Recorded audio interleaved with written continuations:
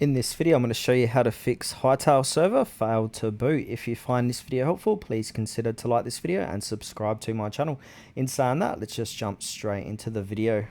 Okay, so I'm going to run through the fixes, starting with the most common fix. So the most common fix is to make sure Java is installed. So this is very important. So Hytale servers require Java to run.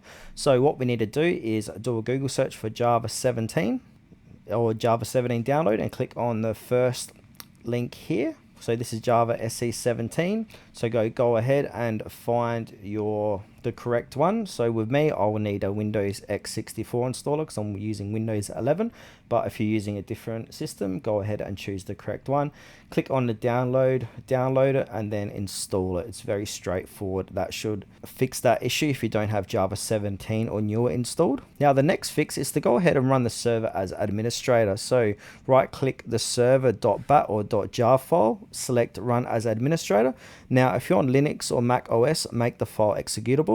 Now, if we've got any antiviruses or VPNs running in the background, go ahead and disable them. So you want to temporarily disable any antiviruses. And then we can also add the Hytale server folder to exclusions, depending what antivirus. Won't be able to show you because there's a lot of different antivirus that people use. And then try booting up again. Now, another fix is to make sure you got the correct date and time settings. So to do this, go ahead and click on search, get in the settings, click on the settings. Now we need to go ahead and click onto time and language, then click on date and time. Now make sure set time zone is set to on and set time zone automatically. Make sure they are on, because if they are off, you're going to have a lot of different issues on your computer, not just Hytale.